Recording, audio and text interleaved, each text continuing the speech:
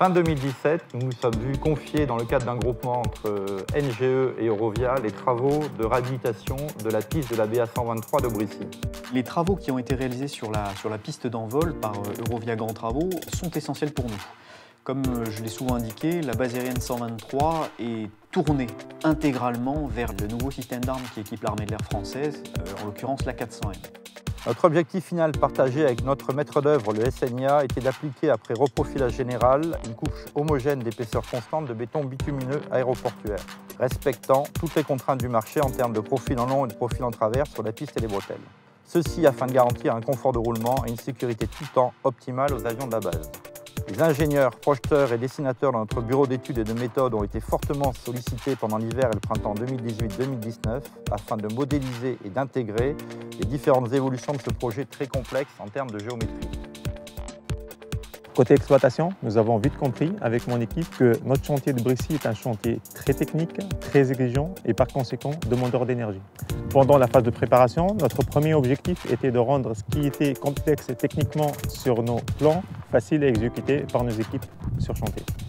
Le premier défi était la présence de l'amiante sur toute la superficie de la piste. Notre objectif était de limiter les quantités de rabotage des enrobés amiantés. À cette problématique d'amiante, nous avons répondu aussi par le choix de mettre en œuvre du Profilovia OA, qui est un procédé Eurovia qui permet de s'affranchir de l'ancrage justement dans ces zones amiantées.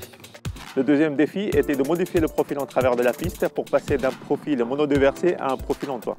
Donc cette adaptation a modifié en fait le dévers existant de la piste qui était monodéversé sur le début et donc a nécessité la reprise d'un réseau d'assainissement en bord gauche qui n'était pas prévu au départ mais qui était nécessaire avec cette nouvelle géométrie.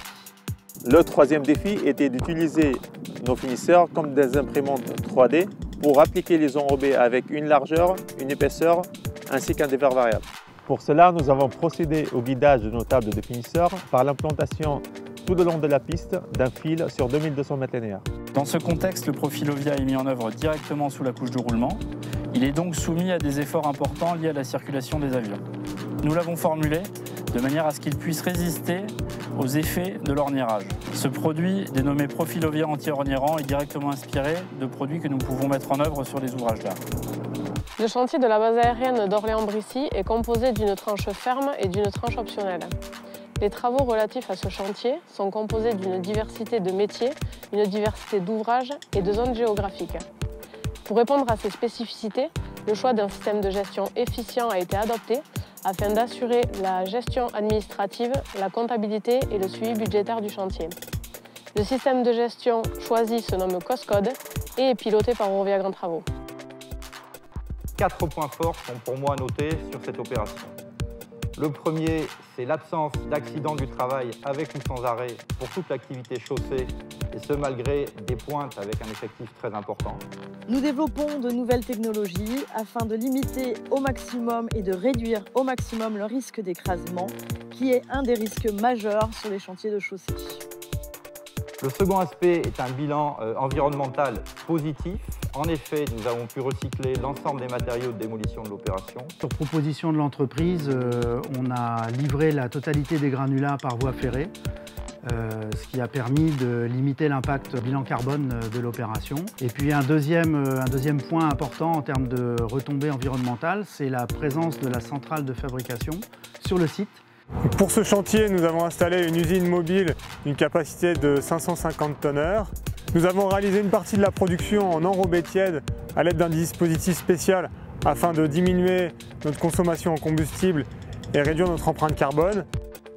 Troisième point pour moi très important, c'est la qualité de notre relation avec la maîtrise d'œuvre, le SNIA. Donc la présence sur site du SNIA 5 jours sur 7 a permis de garantir un travail en toute sécurité pour Eurovia Grand Travaux, en lien avec la base aérienne, puisque l'activité opérationnelle de la base a été maintenue pendant toute la durée du chantier.